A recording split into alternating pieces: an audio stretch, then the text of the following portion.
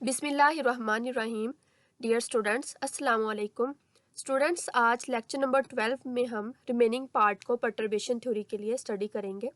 हमने lecture number 11 में जो non degenerate time independent perturbation theory था उसको हमने स्टार्ट किया था, और वहाँ से जहाँ पे हमने उसको छोड़ा था, जहाँ पे वहीं से हम आज कंटिन्यू करेंगे और फर्स्ट ऑर्डर और सेकंड ऑर्डर करेक्शन करेंगे एनर्जी के लिए और वेव फंक्शन के लिए non degenerate time independent perturbation theory के लिए। As students, we know that problem under consideration is slightly different from the exact solvable problems. हम जानते हैं कि जब भी हम परटर्बेशन थ्योरी को स्टडी करते हैं तो हम उसको ऐसे प्रॉब्लम्स के लिए अप्लाई करते हैं जो कि स्लाइटली डिफरेंट होते हैं या जिनमें माइनर करेक्शंस रिक्वायर्ड होते हैं एग्जैक्टली सॉल्वेबल प्रॉब्लम के रिलेटेड या कंपैरिजन की फॉर्म में। ऐसे प्रॉब्लम जिनमें माइनर करेक्शन चाहिए होता है, माइनर फैक्टर्स रिप्लेस करने होते हैं, तो ऐसे सिस्टम्स के लिए हम अप्लाई करते हैं परटर्बेशन थ्योरी। तो हम जानते हैं कि जो हम प्रॉब्लम स्टडी कर रहे हैं, यानी कि जिस सिस्टम को हम स्टडी कर रहे हैं उसका जो प्रॉब्लम है वो यही है कि वो स्लाइटली डिफरेंट है किससे, एग्जैक्टली सॉल्वेबल प्रॉब्लम से। तो हम जो एग्जैक्टली सॉल्वेबल चीज़ें होती हैं, जो हमारे पास फैक्टर्स होते हैं, उनको यूज़ करते हुए अननोन को जो है फिर कैलकुलेट करते हैं। तो हमारे पास जो वेव फंक्शन थे या स्टेट वेक्टर्स थे, यानी कि जो जीरो की फॉर्म में थे, वो मैंने आपको प्रीवियस लेक्चर में डिफाइन किया था कि नोट या जीरो की जो टर्म्स होंगी वो हमारे पास हैमिल्टोनियन या वेव फंक्शन या एनर्जीज रिप्रेजेंट करेंगे, जो हमें नाउन हैमिल्टोनियन होता है या जो हमें वैल्यूज नाउन है उनको वो रिप्रेजेंट कर रही थी। तो उन नाउन वैल्यूज को चूज करते हुए हम अननाउन वैल्यूज को जो है वो कैलकुलेट करेंगे या फाइंड आउट करेंगे। तो मेरे पास यहाँ पे जो ब्रा वेक्टर है वो नाउन सिस्टम का है या वो रिलेट करता है नाउन हैमिल्टोनियन से, जबकि जो साई एन है यानी कैट है यहाँ पे वो हमारे पास अननाउन है, अननाउन वेव फंक्शन है या अननाउन सिस्टम का या फैक्टर का या हैमिल्टोनियन का वो पार्ट है, अननाउन वेव फंक्शन है। तो मैं इसको इसके साथ जो है इनर प्रोडक्ट कर रही हूँ। इस तरह से अगर हम लिखें तो वो इनर प्रोडक्ट कहलाता है, और इस कॉम्बिनेशन को हम कहते हैं नॉर्मलाइजेशन कंडीशन। तो नॉर्मलाइजेशन कंडीशन जो होता है वो इक्वल होता है 1 के लिए, और उसको हम ऑर्थोनॉर्मल भी कहते हैं। जो ऑर्थोगोनल होता है वो इक्वल टू 0 होता है। तो अब यहाँ पे मैंने इस इनर प्रोडक्ट को नियरली या अप्रोक्सीमेटली इक्वल लिखा है, मैंने इसको एग्जैक्टली इक्वल नहीं लिखा। क्यों नहीं लिखा? क्योंकि एक इसमें जो फैक्टर है या एक जो इसमें वेक्टर है हमारे पास ब्रा वेक्टर, वो तो एग्जैक्टली नाउन है, जबकि सेकंड वाला जो कैट वेक्टर है वो एग्जैक्टली नाउन नहीं है, जबकि वो अननाउन है। तो एक अननाउन है, एक नाउन है, इसलिए इसकी इनर प्रोडक्ट को हम अप्रोक्सीमेटली इक्वल टू 1 लिखेंगे कि मे भी इसका रिजल्ट जो है वो इक्वल 1 आ सकता है और मे भी नहीं भी आ सकता। तो इसको फिर हम फर्दर जो है वो प्रूव करेंगे। उसके लिए हम वैल्यू पुट करेंगे इसके अंदर जो हमें अननाउन वेव फंक्शन जो हमने यहाँ पे लिखा है उसके लिए इक्वेशन नंबर 6। इक्वेशन नंबर 6 को मैंने प्रीवियस लेक्चर यानी लेक्चर नंबर 11 से कॉल कर लिया है। मैंने वहाँ पे लैम्डा जो फैक्टर था, जो परटर्बेशन फैक्टर था, पैरामीटर था, उसके लिए मैंने कुछ सीरीज राइट की थी जिनको मैंने कन्वर्जिंग सीरीज कहा था। तो वो मैंने इक्वेशन नंबर 6 वहाँ से कॉल कर ली है। तो आप देख सकते हैं कि यहाँ पे ये जो आपके पास कैट वेक्टर है, इसकी ये वैल्यू जो है सीरीज की फॉर्म में इसको यहाँ पे पुट किया जा सकता है। तो इस वैल्यू को जब मैं इस फैक्टर की जगह पे, इस कैट वेक्टर की जगह पे पुट कर दूंगी, तो फिर ये जो वैल्यू है उसकी तमाम वैल्यूज के साथ क्या होगी, मल्टीप्लाई होगी। तो आप देख सकते हैं कि फिर मैंने इस वाले फैक्टर को, इस वाले टर्म को मैंने यहाँ पे एज इट इज राइट किया है, जबकि साथ मैंने ब्रैकेट के अंदर ये वाली टर्म की जो वैल्यू है यानी इक्वेशन नंबर 6 में जो वैल्यूज हैं उनको मैंने पुट कर दिया है। अब हर एक टर्म इस फैक्टर के साथ मल्टीप्लाई होगी। तो हम देख सकते हैं कि जो फर्स्ट वैल्यू है जब इसके साथ मल्टीप्लाई होगी तो हमारे पास जो है ये वाली इक्वेशन आ जाएगी। यहाँ से लैम्डा नॉट या लैम्डा पर रेज टू 0 जो है हमारे पास वो कांस्टेंट है, परटर्बेशन पैरामीटर है, परटर्बेशन फैक्टर है, तो उसको हम इनर प्रोडक्ट से बाहर लिख सकते हैं। तो इसलिए मैंने इसको इनर प्रोडक्ट से यहाँ पे बाहर लिख लिया है। स्टूडेंट्स, ये वाली 0 टर्म जो है यहाँ इसके ऊपर है, तो आप इसको इनके साथ ही लिखिएगा। यहाँ पे 1 जो है इसके ऊपर है, यहाँ पे 2 इसके ऊपर है, यानी कि वो स्टेट वेक्टर के साथ ही होगी, तो आप उसको इसके साथ में ही लिखिएगा जैसे यहाँ पे मैंने राइट किया हुआ है। तो इसी तरह से हम जब इस लैम्डा को यहाँ पे साइड पे लिख लेंगे तो हमारे पास इनर प्रोडक्ट जो है इस स्टेट वेक्टर की और इसकी आ जाएगी ब्रा और कैट की 0 0 की फॉर्म में। नीचे आप देख सकते हैं उनकी बेसिस भी सेम है और उनकी जो है डुअल बेसिस भी सेम है, सब्सक्रिप्ट भी सेम एन एन और उनकी बेसिस भी सेम 0 0। तो इट मीन्स ये हमारे पास जो रिजल्ट है ये इक्वल टू 1 होगा। इस चीज़ को मैंने जो है पहले भी डिफाइन किया हुआ है कि आपके पास जब बेसिस और सबस्क्रिप्ट भी सेम होते हैं, डुअल बेसिस भी सेम होती हैं और जो उनकी हिल्बर्ट बेसिस हैं वो भी सेम होती हैं, तो फिर आपके पास रिजल्ट्स इक्वल टू 1 होते हैं। अगर इनमें से कोई भी जो है ऑपोजिट हो या डिफरेंट हो, चाहे वो बेसिस हो चाहे वो डुअल बेसिस हो, तो वो आपके पास रिजल्ट इक्वल टू 0 होता है।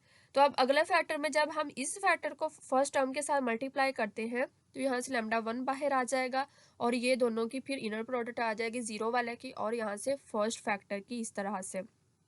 सिमिलरली स्टूडेंट्स लैम्डा 2 का जो है वो फैक्टर बाहर आ जाएगा और इनर प्रोडक्ट आएगी इस 2 वाले फैक्टर की यहाँ पे और बाहर से ये 0 वाला फैक्टर आ जाएगा एंड सो ऑन, प्लस मैंने सो ऑन कर दिया कि अगली टर्म्स यहाँ पे चलती रहेंगी और ये जो रिजल्ट है ये नियरली इक्वल टू जो या अप्रॉक्सीमेटली इक्वल टू 1 लिख सकते हैं।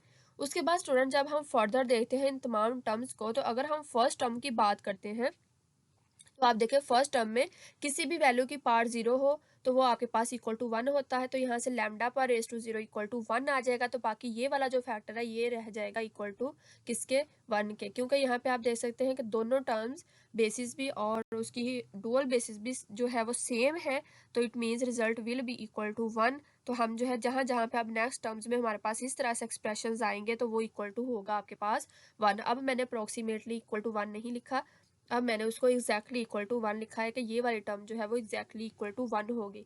अब स्टूडेंट्स अब हम अगर इस इक्वेशन में फर्दर टर्म्स की बात करते हैं तो आप देखें कि मेरे पास जो अगली टर्म्स है लैम्डा 1 इक्वल टू और दिस टर्म और प्लस लैम्डा पर रेज टू 2 ये जो है और बाकी तमाम टर्म्स उनको मैंने लिखा भी इक्वल टू 0।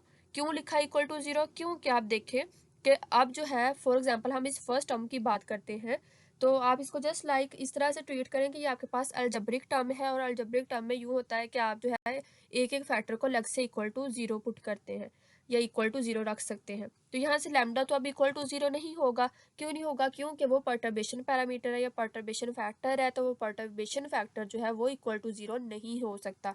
जब वो इक्वल 0 नहीं होगा फिर पॉसिबिलिटी ये है कि अगली टर्म जो है वो इक्वल टू क्या होगी? 0। तो इस तरह से फिर हम कह सकते हैं कि यहाँ पे जो है आपके पास जब बेसिस तो सेम है बट उनके डुअल बेसिस सेम नहीं है, यहाँ पे 0 है यहाँ पे 1 है, सिमिलरली अगली में भी 0 और 2 है, फिर सो ऑन आपके पास 0 3 एंड सो ऑन चलती रहेंगी। तो जब आपके पास डुअल बेसिस सेम नहीं होंगी बट अगर बेसिस सेम है भी तो भी रिजल्ट जो है वो इक्वल टू 0 ही होगा। तो इसको हम इक्वेशन नंबर 11 कह देंगे क्योंकि प्रीवियस लेक्चर में हमारे पास इक्वेशन नंबर 10 तक एंड हुआ था, तो इसलिए मैं वहीं से फिर इसको रिज्यूम कर रही हूँ इस लेक्चर को, इस वीडियो को, तो इसलिए फिर मैं इसको इक्वेशन नंबर 11 का नेम दे रही हूँ। नेक्स्ट स्टूडेंट्स अब हम फर्स्ट ऑर्डर करेक्शन करेंगे। किसके अंदर? हम जो है फर्स्ट ऑर्डर करेक्शन करेंगे परटर्बेशन थ्योरी के लिए। जो हमें वैल्यूज रिक्वायर्ड हैं जहाँ पे करेक्शन होने वाली है उन वैल्यूज के लिए हम इसको करेक्ट कर लेंगे या जो अननाउन वैल्यूज हैं उनको कैलकुलेट करके हम नाउन वैल्यूज के लिए उनको पुट करेंगे। तो फर्स्ट ऑर्डर करेक्शन के लिए जो है फर्स्ट ऑर्डर और सेकंड ऑर्डर करेक्शन दोनों ही परटर्बेशन थ्योरी के लिए इंपॉर्टेंट है और बेसिक भी हैं और ये हमेशा की जाती हैं, तो इसलिए मैं इनको कर रही हूँ। मैं जीरोथ ऑर्डर करेक्शन को और इसके जो फर्दर वैल्यूज़ है मैक्सिमम यानी थर्ड फोर्थ उनको मैं स्किप कर रही हूँ, फर्स्ट और सेकंड को मैं यहाँ पे कंटिन्यू करूँगी।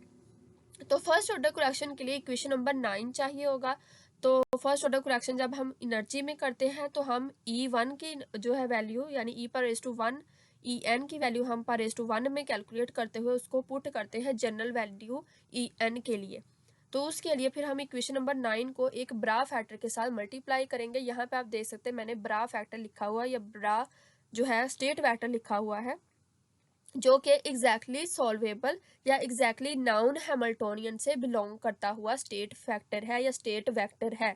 इसको हम मल्टीप्लाई करवाएंगे इक्वेशन नंबर 9 के साथ। इक्वेशन नंबर 9 को मैंने प्रीवियस लेक्चर से कॉल कर लिया है और ये इक्वेशन नंबर 9 जो है हमारे पास लैम्डा पर रेज टू 1 जो परटर्बेशन पैरामीटर था उसके कोफिशिएंट की ये इक्वेशन है। हमने उनके कोएफिशिएंट को कंपेयर किया था तो लैम्डा 1 के लिए जो कोएफिशिएंट थे उसकी ये इक्वेशन नंबर 9 यहाँ पे मैंने कॉल कर ली है।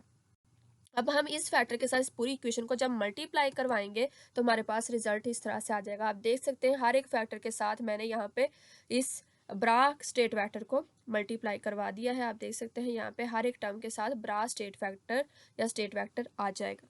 सिमिलरली स्टूडेंट्स अब जब हम इस हैमिल्टोनियन ऑपरेटर को अप्लाई करते हैं किसी स्टेट के ऊपर, किसी स्टेट के ऊपर हम इसको इसकी कैट स्टेट के ऊपर भी अप्लाई कर सकते हैं, हम इसको इसकी ब्रा स्टेट के ऊपर भी अप्लाई कर सकते हैं। तो हम जानते हैं जब हम किसी हैमिल्टोनियन ऑपरेटर को किसी स्टेट के ऊपर अप्लाई करते हैं तो रिजल्ट के तौर पर हमें क्या मिलता है, रिजल्ट के तौर पर हमें मिलती है एनर्जी, और एनर्जी के साथ हमें वही सेम स्टेट भी मिल जाती है। तो मैं यहाँ पे ये जो हैमिल्टोनियन ऑपरेटर है इसको कैट के बजाय ये जो इसका स्टार्ट में ब्रा वेक्टर है इसके ऊपर अप्लाई करूंगी। तो जब मैं इसको इसके ऊपर अप्लाई करूंगी तो मेरे पास जो एनर्जी की टर्म आएगी वो इस तरह से होगी। आप देख सकते हैं यहाँ पे मैंने एनर्जी की टर्म राइट की। अब यहाँ पे आप देख सकते हैं पर रेज टू 0 था, तो मतलब ये हमारे पास एग्जैक्टली सॉल्वेबल जो सिस्टम है या हैमिल्टोनियन उसके साथ बिलोंग कर रहा था। तो आप जो फिर रिप्लेस करेंगे एनर्जी की टर्म्स उनको भी आप 0 में ही लिखेंगे। अगर यहाँ पे 1 होगा तो 1 में, 2 होगा तो 2 में, और उसके अकॉर्डिंगली आप उसको एनर्जी में भी वैसे ही राइट करेंगे। अब जब हमने हैमिल्टोनियन ऑपरेटर को स्टेट के ऊपर अप्लाई किया, रिजल्ट में एनर्जी मिला और सेम स्टेट भी मिलेगा, तो ये वाली स्टेट हमारे पास यहाँ पे एज इट इज आ जाएगी, और ये वाली जो हमारे पास अगला है स्टेट वेक्टर कैट वो भी वैसे का वैसे ही आ जाएगा। क्योंकि एनर्जी जो है वो यहाँ पे कांस्टेंट है तो उसको हम इस इनर प्रोडक्ट से बाहर निकाल कर लिख सकते हैं, जैसे कि मैंने यहाँ पे लिख दिया है। उसके बाद अगली टर्म की तरफ जब मूव करते हैं स्टूडेंट्स, तो यहाँ पे जो W है ये परटर्बेशन जो है हमारे पास ऑपरेटर था। मैंने बताया था कि जो भी टर्म्स के ऊपर यहाँ पे कैप आपको नजर आएगा वो तमाम ऑपरेटर्स होंगे, और W यहाँ पे परटर्बेशन ऑपरेटर है।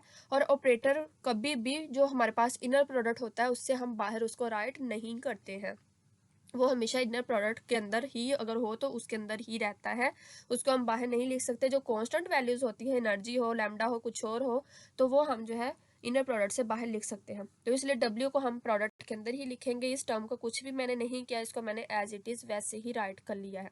उसके बाद स्टूडेंट्स हम इक्वल के बाद जब राइट हैंड साइड पर मूव करते हैं तो यहाँ पे भी आप देख सकते हैं एनर्जी का फैक्टर था जो ऑलरेडी एग्जिस्ट कर रहा था, वो अगेन एनर्जी जो है कांस्टेंट है, तो उसको भी मैंने इनर प्रोडक्ट से बाहर लिखा, बाकी टर्म्स को मैंने एज इट इज लिख लिया।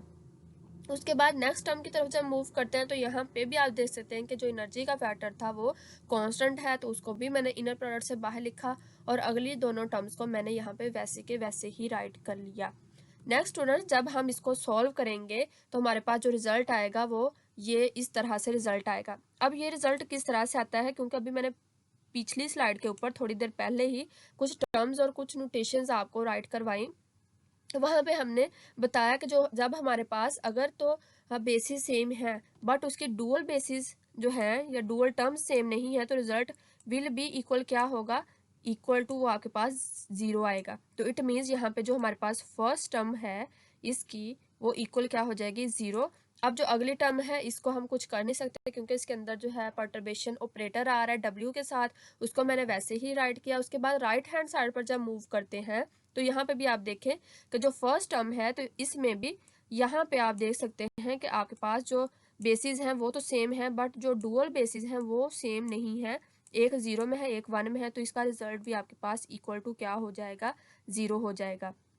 उसके बाद स्टूडेंट जब हम सेकेंड टर्म की तरफ मूव करते हैं तो सेकेंड टर्म में आप देखें कि सेकेंड टर्म में बेसिस भी सेम है जबकि जो उसके डुअल बेसिस हैं वो भी सेम है, तो इट मीन्स इसका जो रिजल्ट है वो इक्वल टू आपके पास 0 नहीं होगा, वो आपके पास इक्वल टू 1 आ जाएगा। तो 1 आने की सूरत में यहाँ पे आपके पास जो ई एन की वैल्यू है वो आ जाएगी, और ई एन की वैल्यू आप देख सकते हैं कि जो मैंने यहाँ पे राइट की है आपके पास, इसमें 1 को थोड़ा सा फाइन करके यहाँ पे राइट कर देती हूँ, तो आपके पास फिर ई एन की वैल्यू जो है वो आ जाएगी W फैक्टर के साथ। तो इस ये आपके पास जो ई एन की वैल्यू आई है EN1 में, इसको आप जो है अब फर्दर यूज़ करेंगे टोटल जो आपने एनर्जी स्टेट फैक्टर है उसके लिए आपने इसको रिप्लेस कर देना है। मैंने उसके लिए इक्वेशन नंबर 5 को कॉल कर लिया है। इक्वेशन नंबर 5 अगेन मैंने प्रीवियस लेक्चर से कॉल की है, और ये हमारे पास जैसे मैंने पहले अभी स्टेट वेक्टर के लिए स्टेट फंक्शन के लिए राइट किया था, तो मैंने बताया था कि मैंने स्टेट फंक्शन को और एनर्जी के फंक्शन को ओपन किया था कन्वर्जिंग सीरीज के लिए लैम्डा यानी कि परटर्बेशन पैरामीटर की हेल्प से। तो वो लैम्डा जो था परटर्बेशन पैरामीटर था, तो उसके लिए जो मैंने एनर्जी की वैल्यू कन्वर्जिंग सीरीज में राइट की थी वो ये थी, यानी इक्वेशन नंबर 5। अब जो है मेरे पास करेक्शन वो फर्स्ट ऑर्डर के लिए है, इट मीन्स En1 यानी एनर्जी की ये वैल्यू है। तो यहाँ पे इस जगह पे हम En को यहाँ पे ला के पुट कर देंगे जो हमने अभी कैलकुलेट करके रखा है। ये रेड इक्वेशन जो है En/1 इस वैल्यू को हम जो जनरल एनर्जी की वैल्यू है उसके अंदर जब पुट करते हैं तो फर्स्ट वाली फैक्टर में आप देख सकते हैं मैंने उसको कुछ नहीं किया, उसको वैसे ही राइट किया।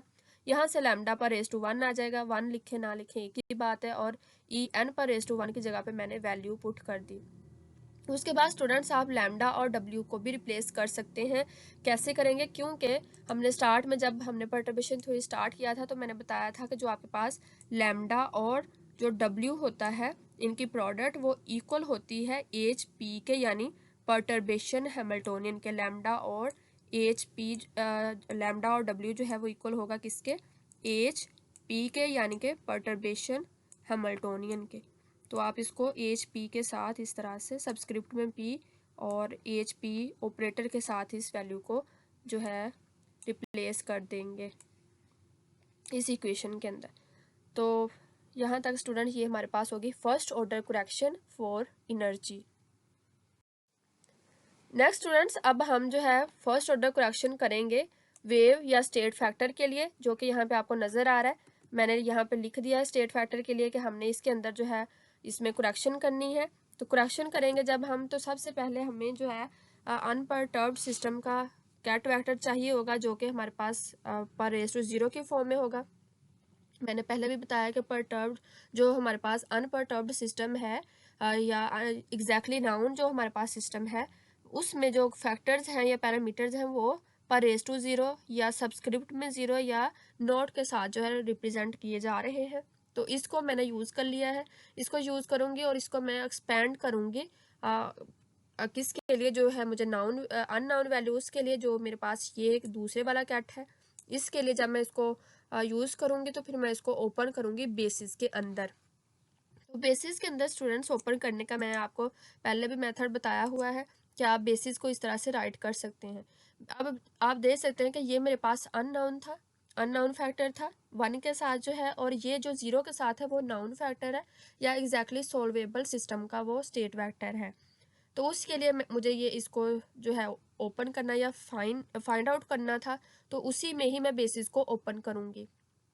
ये जो मैंने यहाँ पे वैल्यू आपको ब्रैकेट में नज़र आ रही है ये कंप्लीटनेस प्रॉपर्टी भी कहलाती है। इसके अलावा ये आई ऑपरेटर या आइडेंटिटी ऑपरेटर भी कहलाता है। तो जब मैं इसको इस वैल्यू को जो मेरे पास अननाउन स्टेट वेक्टर है इसको मैं मल्टीप्लाई करवा दूंगी आई ऑपरेटर या कंप्लीटनेस प्रॉपर्टी के साथ, तो इसकी वैल्यू यहाँ पे ये ब्रैकेट में आपको नज़र आ रही है।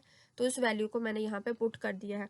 वैल्यू को भी पुट करने का मैंने तरीका बता दिया है कि मैं यूज़ करूँगी उस वैल्यू को जो कि नाउन वैल्यू है, तो इसलिए मैं 0 वाले टर्म के साथ इनको ओपन करूँगी।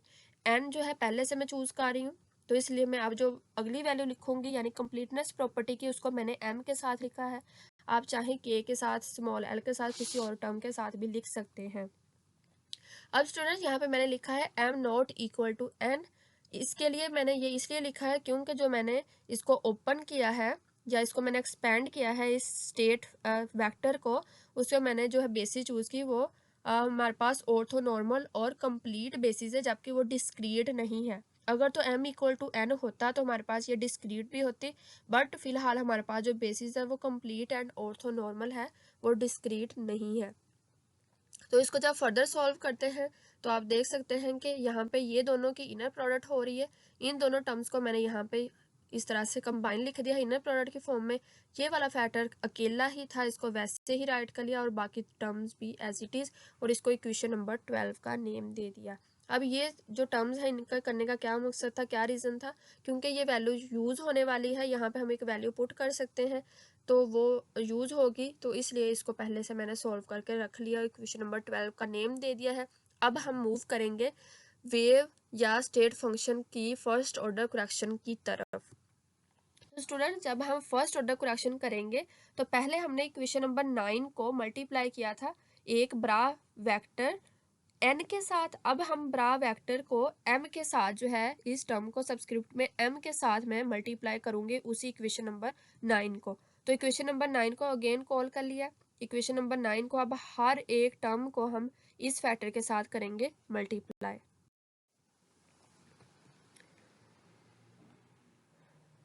तो स्टूडेंट जब हम मल्टीप्लाई करवाते हैं तो आप देख सकते हैं यहाँ पे कि मैंने जो लेफ्ट हैंड साइड है उसमें भी देखें दोनों टर्म्स के साथ फैक्टर आ गए जो मल्टीप्लाई करवा रहे हैं, इधर भी वो फैक्टर आ जाएगा। सिमिलरली राइट हैंड साइड पर फैक्टर आ जाएगा और सिमिलरली सेकंड टर्म में भी वही फैक्टर आ जाएगा जिसके साथ मल्टीप्लाई करवा रहे हैं, यानी कि वो एक ब्रा वेक्टर की फॉर्म में आ जाएगा। अब अगेन जब आप इस ऑपरेटर एच नोट को अप्लाई करते हैं इस के ऊपर, इस स्टेट वेक्टर के ऊपर, एच नोट यहाँ पे हैमिल्टोनियन है, इसको जब इसके ऊपर अप्लाई करेंगे तो जो एनर्जी आएगी वो एम की फॉर्म में आएगी और यहाँ पे जो जीरो है उसी की फॉर्म में आ जाएगी। तो एनर्जी को बाहर लिख सकते हैं जैसे अभी प्रीवियस स्टेप्स में किया है, कांस्टेंट होने की वजह से हमने इनर प्रोडक्ट से बाहर लिख लिया। अगली टर्म का कुछ नहीं कर सकते, उसको वैसे लिख लिया क्योंकि वहाँ पर W है जो कि परटर्बेशन पैरामीटर है, सॉरी परटर्बेशन ऑपरेटर है और ऑपरेटर बाहर नहीं लिखे जाते इनर प्रोडक्ट से, जबकि कांस्टेंट वैल्यूज बाहर लिखी जाती हैं। तो यहाँ पे भी एनर्जी कांस्टेंट उसको बाहर लिखा, बाकी टर्म्स वैसे की वैसे ही आ जाएंगी। यहाँ पे भी एनर्जी कांस्टेंट उसको इनर प्रोडक्ट से बाहर लिखा, बाकी टर्म्स वैसे की वैसे ही आ जाएंगी। अब स्टूडेंट्स यहाँ पे जब हम इसको फर्दर सॉल्व करते हैं तो सॉल्व करने से हमारे पास कुछ टर्म्स में जो है ख़त्म हो जाएंगे, वॉनिश हो जाएंगी और उन टर्म्स को हम सिंप्लीफाई कर सकते हैं। अब देखें अगर हम फर्स्ट टर्म की बात करते हैं तो फर्स्ट टर्म में जो हमारे पास ना तो बेसिस सेम है और ना ही हमारे पास डुअल बेसिस सेम है। बेसिस में हमारे पास m और n है जबकि डुअल बेसिस में 0 और 1 है।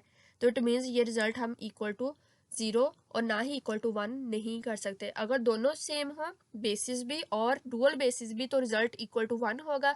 अगर इनमें से बेसिस या डुअल बेसिस में से कोई एक चीज़ सेम हो दूसरी सेम ना हो तो रिजल्ट इक्वल टू 0 होगा। और अगर दोनों ही सेम ना हो तो फिर आप कोई भी रिजल्ट नहीं पुट करेंगे, आप उस टर्म को एज इट इज़ लेकर चलेंगे आगे।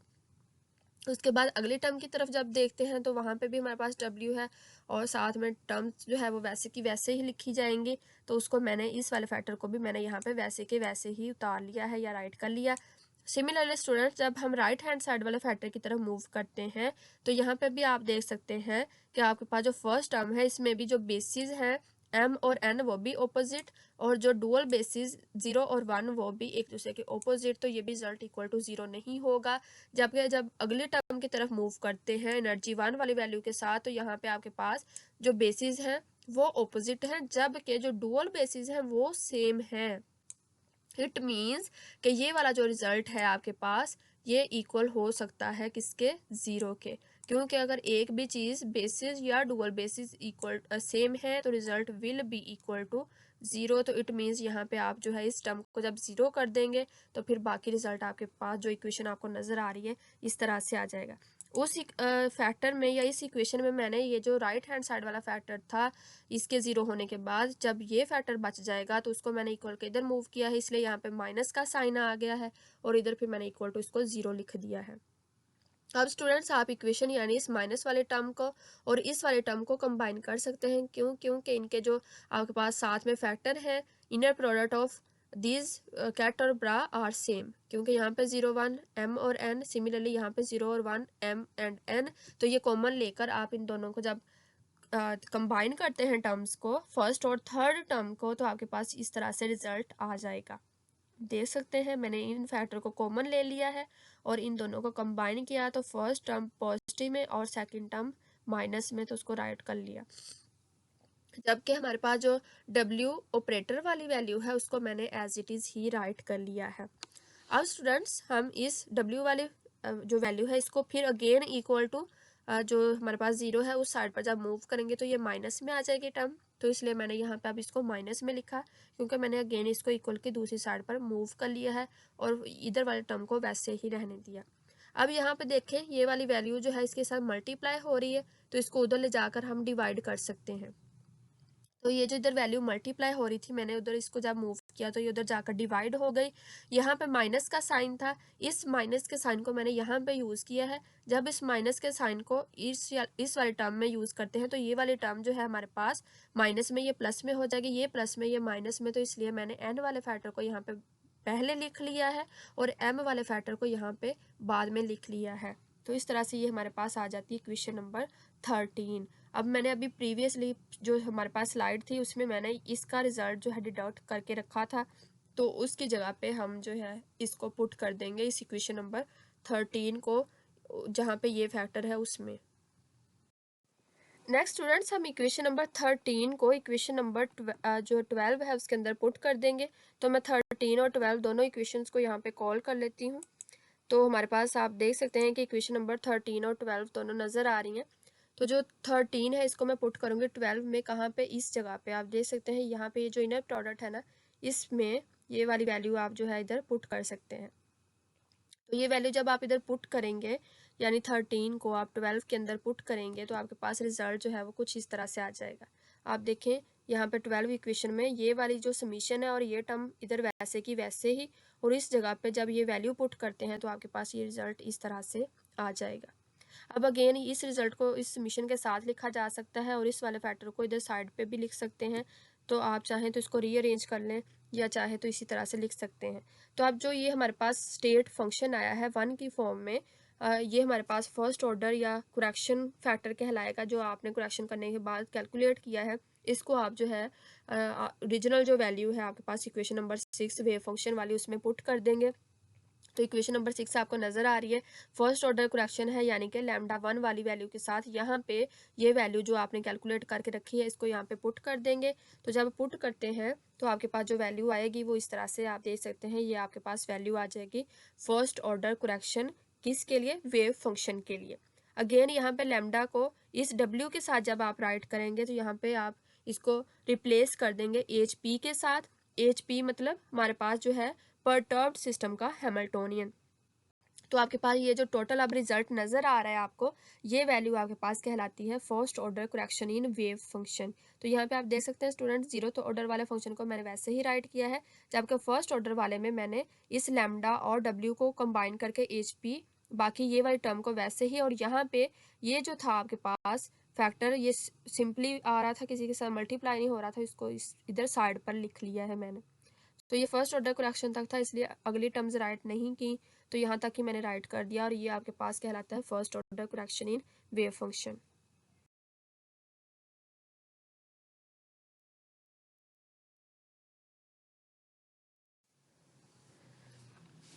नेक्स्ट स्टूडेंट्स हम सेकंड ऑर्डर कुरेक्शन करेंगे, और सेकंड ऑर्डर कुरेक्शन पहले हम एनर्जी के लिए करेंगे और उसके बाद फिर वेव फंक्शन के लिए। तो एनर्जी में सेकंड ऑर्डर कुरेक्शन करने के लिए हम जो है इक्वेशन नंबर 10 को कॉल करेंगे प्रीवियस लेक्चर से, उसको मल्टीप्लाई करवाएंगे ब्रा फैक्टर के साथ। यहाँ पे अगेन जो ब्रा फैक्टर है वो आपके पास नाउन हैमिल्टोनियन का स्टेट वेक्टर है, और जो हम आपके पास करेक्टेड वैल्यू होगी वो ई पर रेज टू 2 के लिए होगी सेकंड ऑर्डर के लिए, और इसको फिर हम पुट करेंगे जनरल इक्वेशन ई एन के लिए। तो इक्वेशन नंबर 10 को मैं कॉल कर लूँगी प्रीवियस लेक्चर से, और आप जानते हैं कि जो आपके पास इक्वेशन नंबर 10 है ये आपके पास लैम्डा जो था पर्टर्बेशन पैरामीटर, उसके कोएफिशिएंट के कंपैरिजन से कंपेयर करने से आपने इक्वेशन नंबर 10 को क्रिएट किया था। तो इक्वेशन नंबर 10 के हर एक फैक्टर को आप इस ब्रा फैक्टर के साथ मल्टीप्लाई कर देंगे।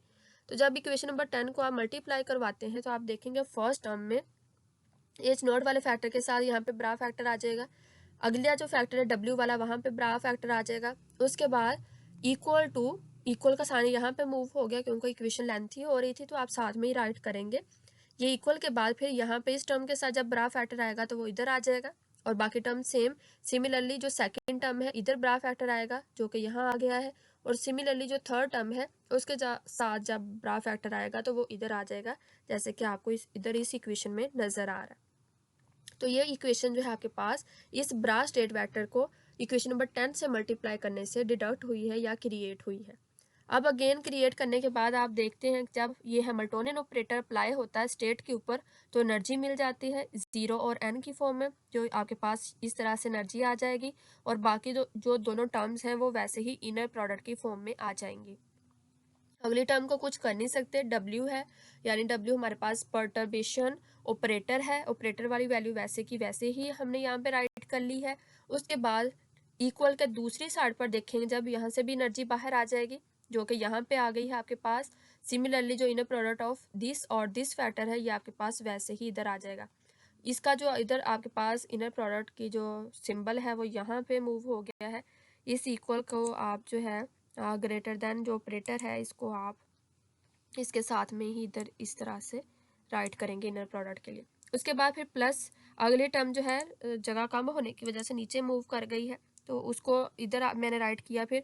तो वो आप देखेंगे यहाँ पे एनर्जी वाला फैक्टर यानी ये वाली जो टर्म थी और इधर से ये टर्म थी, तो इसको भी मैंने साइड पे लिखा और इनर प्रोडक्ट दोनों स्टेट वेक्टर्स की और अगली टर्म भी वैसे ही आपके पास आ जाएगी दोनों टर्म्स की इनर प्रोडक्ट के साथ। उसके बाद फिर स्टूडेंट्स जो है आप इनको रीअरेंज करेंगे और आपके पास जो इक्वेशन क्रिएट होगा उसको हम अभी देख लेते हैं जो हमारे पास इक्वेशन क्रिएट होगा, क्योंकि आप देखेंगे कि कौन सी आपके पास जो वैल्यू है वो कैंसिल आउट हो जाएगी और कौन सी वैल्यू आपके पास जो कैंसिल आउट नहीं होगी इनकी इनर प्रोडक्ट से। आप यहाँ पे देख सकते हैं वैसे यहाँ पे इनकी बेसिस सेम है जबकि इनके जो डुअल बेसिस हैं वो सेम नहीं है, 0 और 2 है, तो ये रिजल्ट आपके पास इक्वल टू 0 आएगा। यहाँ से सिर्फ ये वैल्यू आ जाएगी, मैं इधर इनको पुट भी कर देती हूँ। जो फर्स्ट टर्म है वो हमारे पास इक्वल टू 0 आएगी, क्योंकि उसमें मैंने बताया है, अभी रीज़न भी बता दिया था कि इक्वेशन हमने उनको सॉल्व करके भी देखा था कि जब बेसिस अगर सेम है और जो डुअल बेसिस है वो सेम नहीं है तो रिजल्ट इक्वल टू 0 होगा। उसके बाद जो राइट हैंड साइड पे फैक्टर है इसमें भी हमारे पास जो EN0 वाला है ये भी इक्वल क्या होगा आपके पास 0 के, क्योंकि इसमें भी जो बेसिस हैं वो सेम है जबकि डुअल बेसिस वो सेम नहीं है। उसके बाद जो तीसरे वाला फैक्टर है इसमें देखें अगर तो इसमें भी हमारे पास जो EN1 वाला फैक्टर है ये भी आपके पास इक्वल टू 0 होगा और जो आपके पास टर्म है वो E1 वाली वो भी 0 हो जाएगी, जबकि जो थर्ड फैक्टर है E2 वाला ये आपके पास इक्वल टू 1 होगा क्योंकि बेसिस भी सेम है और जो डुअल बेसिस है वो भी सेम है। तो इट मीन्स आपके पास E पर रेज टू 2 या सेकंड ऑर्डर करेक्शन की जो वैल्यू है वो सिर्फ आपके पास W फैक्टर के साथ आ जाएगी। तो आप देखें स्टूडेंट्स जो आपके पास बाकी रिजल्ट आएगा E पर रेज टू 2 या सेकंड ऑर्डर करेक्शन के लिए वो आपके पास ये टर्म आ जाएगी और लेफ्ट हैंड साइड पर आपके पास सिर्फ ये फैक्टर W में आ जाएगा। नेक्स्ट स्टूडेंट्स फिर मैंने इन इक्वेशंस को कॉल कर लिया है, यानी मैंने जो एक प्रीवियस इक्वेशन कैलकुलेट कर रखी थी उसको मैंने यहाँ पे ब्लॉक किया हुआ है, आपको नज़र आ रही है। ये मैंने स्टेट फंक्शन के लिए जो वैल्यू कैलकुलेट की थी फर्स्ट ऑर्डर क्वेश्चन के लिए उसी को ही रिकॉल किया है और एनर्जी की जो भी वैल्यू थी निकाली उसको अब चूज़ कर लूँगी। तो इस वैल्यू को मैं जो है अब सेकेंड ऑर्डर क्वेश्चन के लिए पुट करूँगी, बट उससे पहले ये वाला फैक्टर यूज़ होगा कहाँ पे, इस जगह पे, इस स्टेट वेक्टर की जगह पे साई n पर रेज टू 1 इसकी जगह पे ये वैल्यू यहाँ से जो ब्लॉक की हुई ब्लैक कलर में नज़र आ रही है इसको यहाँ पे पुट करेंगे। पुट करने के बाद इस जगह पे इस वैल्यू को पुट करेंगे जब, तो आप देखेंगे आपके पास ये रिज़ल्ट कुछ इस तरह से आ जाएगा। यहाँ से ये स्टेट वेक्टर वैसे ही W वैसे ही और बाकी जो है इसकी जगह पे ये पूरी इक्वेशन आ जाएगी इस तरह से। इक्वेशन को रीअरेंज कर लेंगे यानी समीशन और उस टर्म के साथ, तो आपके पास वैल्यू को फिर पुट कर देंगे सेकेंड ऑर्डर क्वेश्चन एनर्जी के लिए। यहाँ पे मैं इसको थोड़ा सा डिफाइन कर देती हूँ कि मैंने इस वाली वैल्यू को यानी स्टेट वेक्टर की वैल्यू को मैंने यहाँ पे ला के इस जगह पे पुट किया है।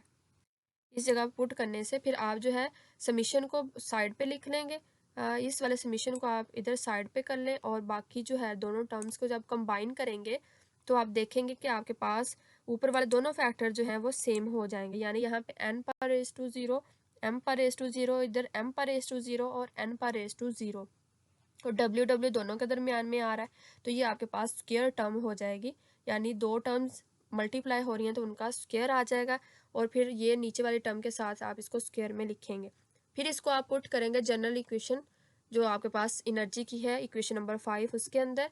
तो जब मैंने पुट किया तो मेरे पास ये इक्वेशन या ये रिजल्ट क्रिएट हो जाता है। यहाँ पे ये टर्म जो है ये 0th ऑर्डर की टर्म है, अगली जो टर्म है वो फर्स्ट ऑर्डर करेक्शन की टर्म है क्योंकि वो पहले से कैलकुलेट कर ली थी तो इसलिए उसकी वैल्यू पहले से पुट की हुई है। उसके बाद अब इस जगह पे आएगी सेकंड ऑर्डर की आपके पास वैल्यू या सेकंड ऑर्डर की जो हमने वैल्यू कैलकुलेट की उसको पुट करेंगे कहाँ से, इस जगह पे हम इस वाली इक्वेशन को इधर पुट करेंगे, इस जगह से इधर हम इसको पुट करेंगे। इधर लैम्डा स्क्वायर जो है आपको नज़र आ रहा है और वैल्यू को मैंने रीअरेंज किया समीशन साइड पे, ये वाली वैल्यू और ये वाली वैल्यू दो मरतबा है मल्टीप्लाई हो रही है तो हम इसको स्क्वायर में लिख सकते हैं।